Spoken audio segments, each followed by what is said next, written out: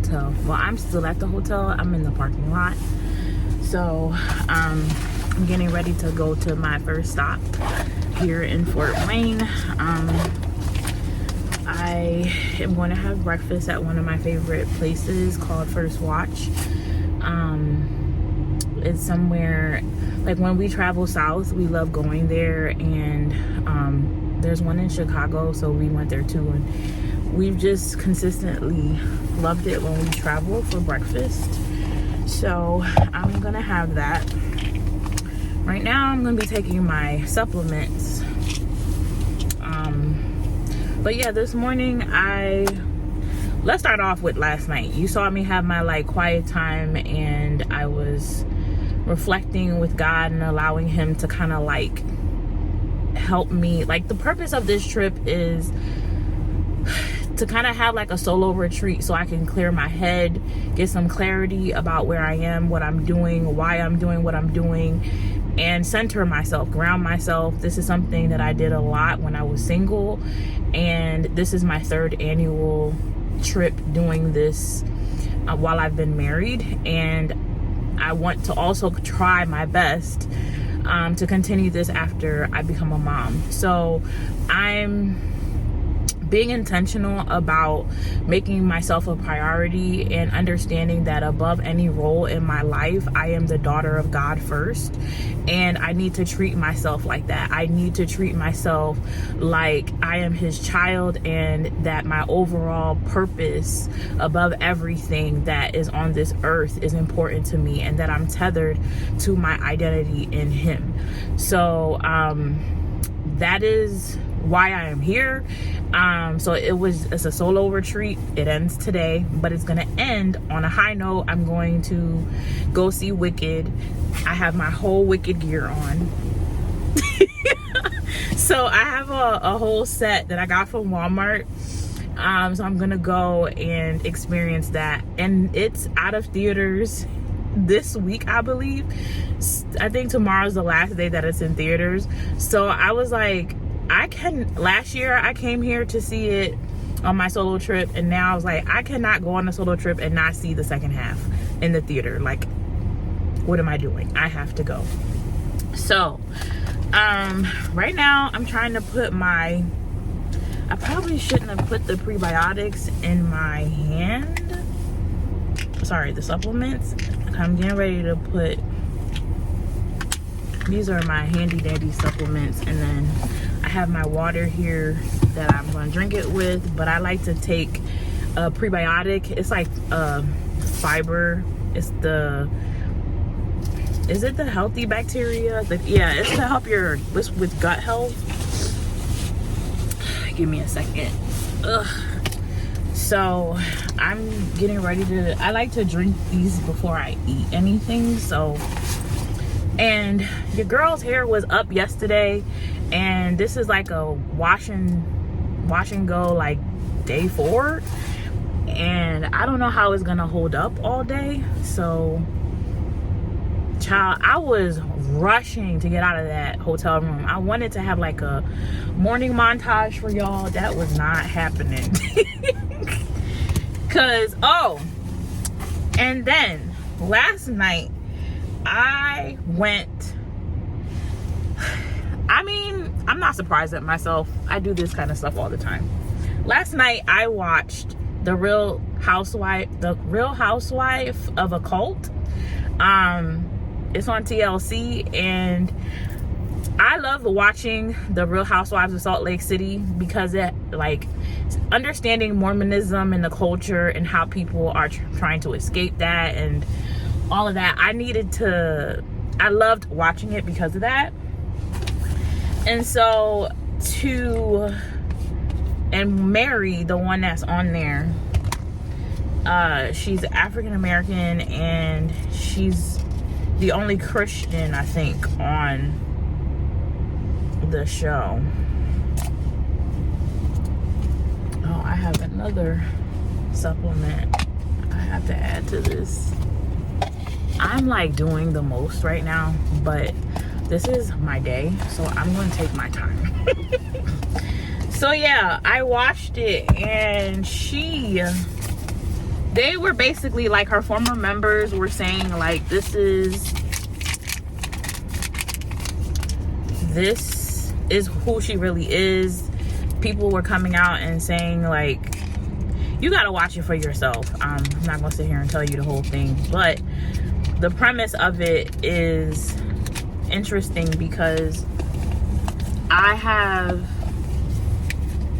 these are the types of things that make me very leery and essentially made me bow out from specific places when it comes to spiritual environments where people are not careful with how they are caring for other people's spirits and souls. And it's very scary to me that people can just haphazardly just talk about God and you don't have any reverence for him, and you're living your life as if you're not going to be held accountable for how you're treating God's children and his people and how much they sincerely want to love him, but you're using them and extorting them. Like, I mean, watching that was probably like an extreme of cult life, but it is cult life essentially. And all because, because I gotta go to the mental health piece. The childhood trauma that you could tell was happening throughout her life. She was trusting this man that was supposed to be the pastor's husband, like the first man, the bishop, whatever. And I feel like she was just very much so misguided, and she was on a wrong trajectory. I don't think she had a good relationship with her parents. And so when you don't have a good childhood, what do you expect an adult to become? Like, what do you expect when people make bad decisions? Because they didn't have anybody to guide them. I'm not saying it's not their fault. Like, your decision is your decision, but I think the thing for me is I can't be shocked that unhealed people are unhealed people. And in the context of church, this is why I don't put all of my energy into a person. And what's very terrifying for me is how humans worship other humans. Like, that's where I draw the line. Like, I'm not going to come to you when I can pray. Like, we all can pray. We all can talk to God. So essentially it's like, why are people teaching that I need to come to you for what God can give me? I don't know. So I'm gonna go ahead, take my supplements, and then I will see you guys at First Watch. I probably won't talk to you because I will be reading a book. I'll probably show you a montage, and then after that I'll be at the movie theater, and then I'll tell you my feedback of how the movie went, my experience, how I felt, X, Y, and Z. So I hope you're having a good day, and I'll see you in a few. And of course, this is the song that comes on my phone right after I start telling y'all about that. This is not a coincidence. Worship Jesus, y'all. Don't be worshiping humans, okay? Make your decisions for Jesus. What does Jesus say? What would Jesus think? What does Jesus want? Let it be that. He's the king. Not your mama, not your daddy, not your cousin, not your sister, not auntie. Listen, here go the king right here, okay? I'll play for you.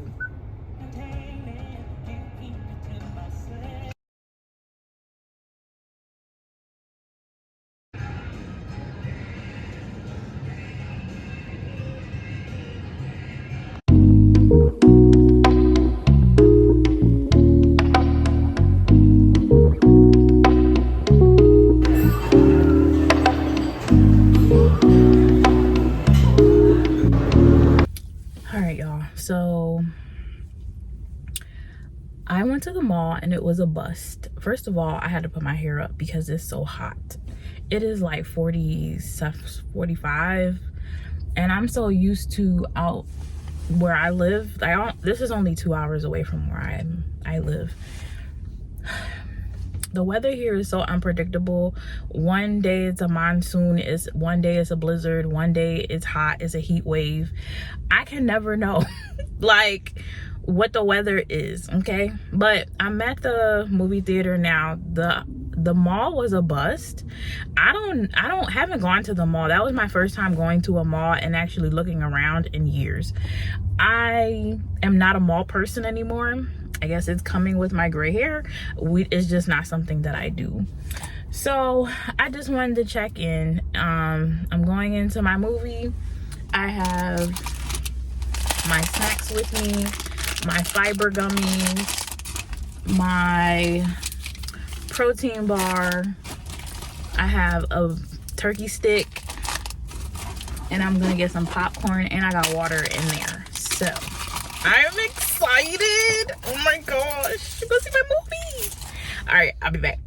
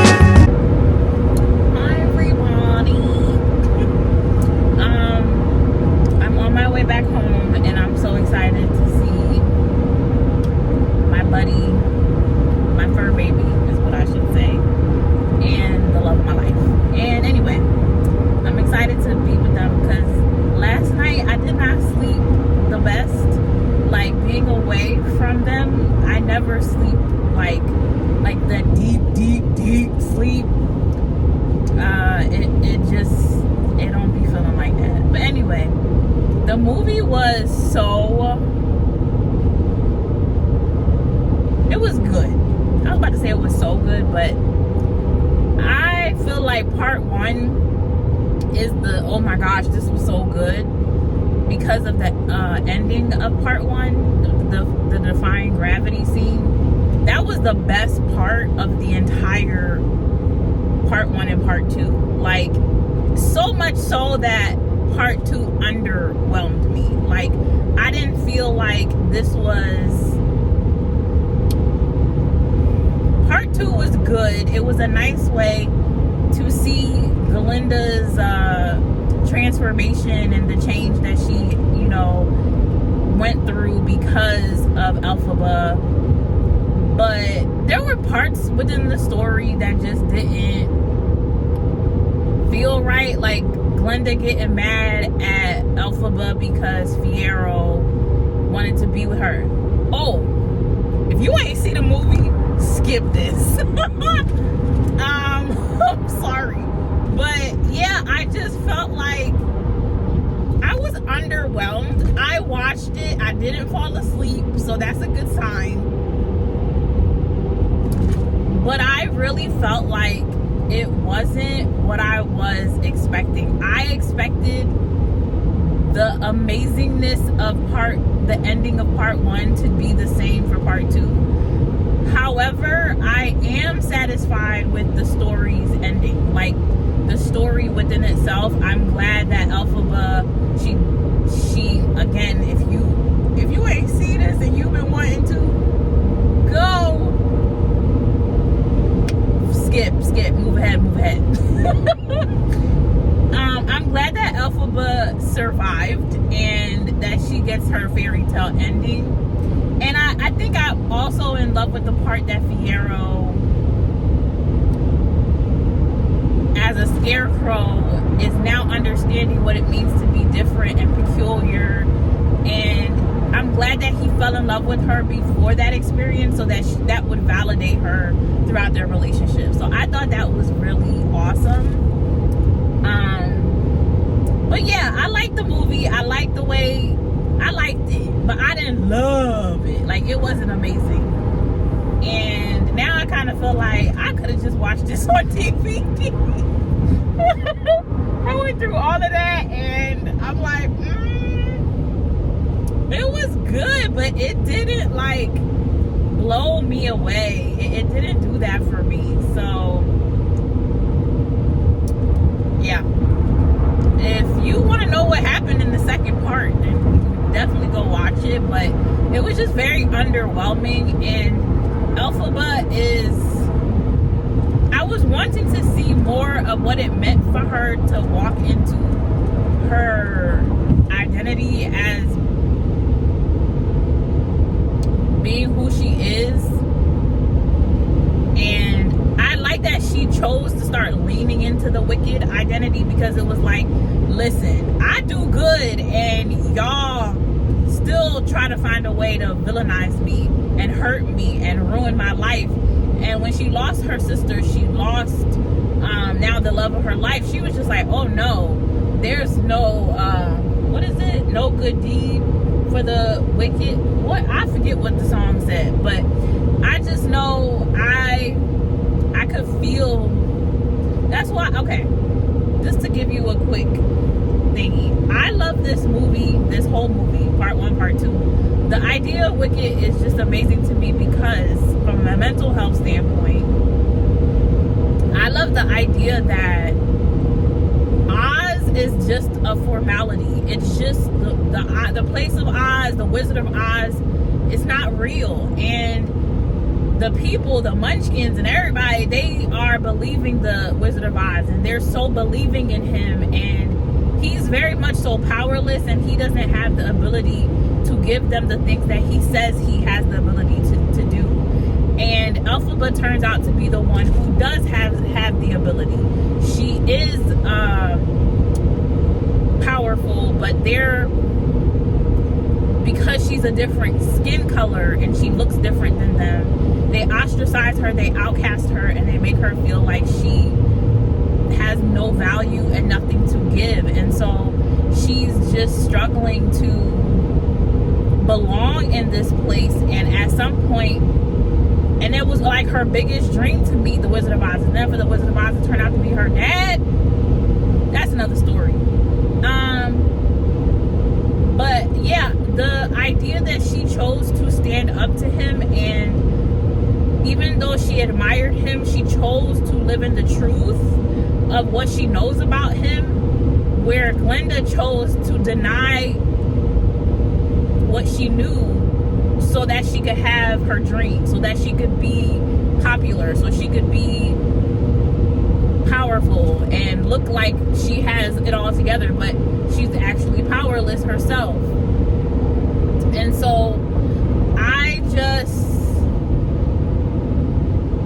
I don't know how y'all feel about that, but that's why I love this movie so much. That's why I got the whole outfit, because I feel like that's our lives today. I feel that a lot of us are living in these constructs that somebody created. We're not living in the truth. We're living in these false identities, and we're trying to be like Glenda. We're trying to bypass the truth. We're not living in the truth, and instead of being courageous and living in the truth, we are trying to fit in and belong and receive recognition, and whatever you think they're going to offer you, you think it's good enough. And I love the other side of the story, because Glenda wakes up and realizes, you know what, after all the things I've been chasing after, it's not even worth it. Like, I'm miserable, I'm alone, and I'm not really happy. I'm not happy, I'm miserable. So that's the beauty of this movie. It's like, it's holding people accountable. And I feel like if you are self-aware and you watch this movie, there is a decision that you have to make for yourself. Not only is this like a social justice movie to me, but it's also like showing like we have a responsibility to live according to the truth that you know. You can't sit here and act like you don't know what you know about what you know. Okay? And it's better to choose your authentic self than to dilute yourself to belong anywhere. Do not think that you need to push who you are down to the ground because it's gonna give you something you've always desired.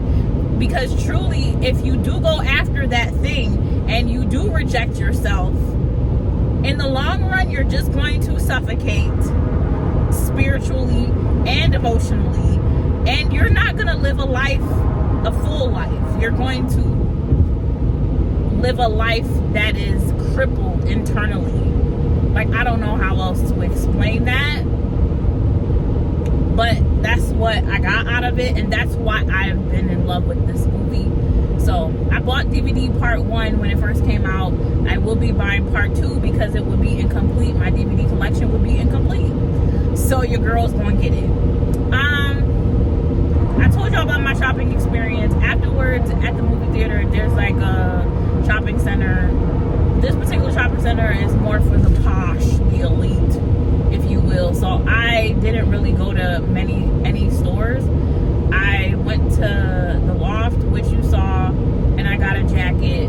I saw a denim jacket that I thought was cute. I was like, oh, I want this. This will be cute for spring. So it was on sale, and that's the only reason why I got it. So, and then after that, I went to get a smoothie. Y'all, the smoothie I got was the worst smoothie I've ever had in my life. And they had just opened up. Like, this is a brand new store, so I never been there before, and they had literally just opened up. And I felt so disappointed and mad that I spent my money on this thing. So right now, this is the smoothie that I bought that it was disgusting. So now I'm saving it so that I can bring it home, put it in my freezer or fridge so I can remake it at some point throughout this week, because you know I love smoothies. And I had to go, I needed something because I'm hungry. I didn't eat since you last saw me have food this morning, or brunch, whatever you want to call that, because it was like almost 12 when I actually put food in my mouth. And so I haven't eaten. I had my snacks in the movie, and that was from 1:45 to 4:20. So it's a long movie. So I went and I was like, listen, I need some fiber, I need some protein, I should have added some fat in here, but I didn't. This is just, and it's really good. Smoothie King ain't gonna, you see these, I'm not gonna say that. These mama and pop shops, test them, okay? Ask for a sample. But Smoothie King, it didn't fail me, okay? Because I said, I'm going to tell y'all what to put in this smoothie, okay? I said, I need almond milk, bananas, pineapples, and plant-based protein. And she was like, all right, cool. I should have told her to put a double 2 scoops of protein because I need to catch up, okay? This is so good. That other one, not doing it. But I'm on here rambling. This is the end of the vlog. I am closing this out. I hope you enjoyed. I don't know what to say. This is my solo trip. It's my 24-hour solo trip. I feel refreshed. I feel rejuvenated and reminded of the things that being alone, what it does for me. And I enjoyed my company. I enjoyed my time. And now it's back to the grind. Your girl's is going to be getting ready to study for her exam. So it's crunch time right now. So I needed to have this little oasis mentally. So that's all I got for y'all. I'll see you guys soon. Take care. And thanks for watching. Some of our traditions, some of our history, some of our ancestral ways of being need to be cleaned up. There are some that we need to look at and upgrade. Oh, yeah, yes.